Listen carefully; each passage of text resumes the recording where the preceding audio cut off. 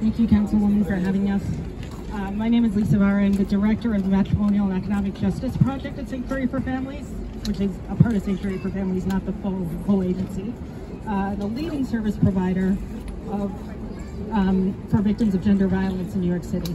I'm also a member of this community. I am a constituent of Councilwoman Menon and a mother of 2 daughters.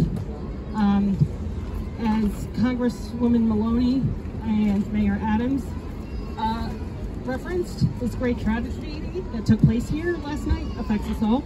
It could have happened to any one of us. Last night was a beautiful summer evening like tonight. I myself was out with my children and my husband walking in Central Park between 90th Street and 96th Street, and we ended up in the playground at 96th Street and Central Park.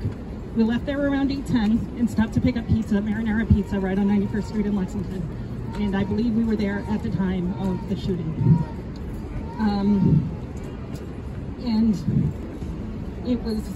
We returned home, and Asha so tragically lost her life, leaving her children, including the baby she was pushing in the stroller, motherless, and shattering the rest of her family and community as well.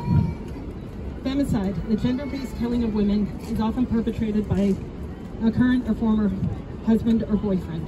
It is a grave reality that clients of Sanctuary for Families of all backgrounds are facing at alarming rates.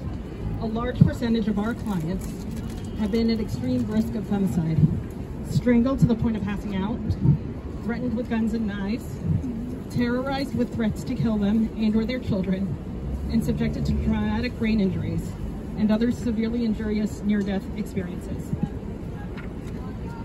We believe that femicides will continue to increase, putting our clients at heightened risk than ever before, including and not limited to reasons such as the U.S. Supreme Court ruling that struck down basic common sense gun restrictions. In this case, which had been law for 108 years, which will lead to a greater proliferation of guns on our streets in the hands of more people who should not have access to guns, including domestic abusers. The risk of femicide increases by 500% once a domestic abuser has access to a firearm. This should not continue. That's right. That's right. Moreover, across the country, homicide is a leading cause of death among pregnant and postpartum women by more than 2-fold. Not medical complications, homicide. 1 in 6 survivors are first abused during pregnancy. More than 320,000 pregnant women are abused by their partners each year. And as a result, they have a 37% higher risk of developing obstetric complications. We anticipate that these statistics will only worsen with a decreased access to reproductive rights precipitated by the other recent U.S. Supreme Court decision. There needs to be a greater awareness of these facts in our communities and our institutions for victims to get the support they need to prevent these senseless tragedies.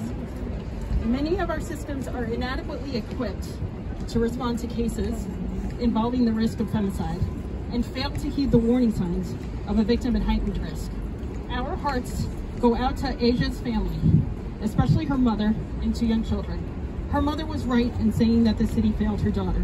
We need to do more to prevent more tragedies like this from happening. Right.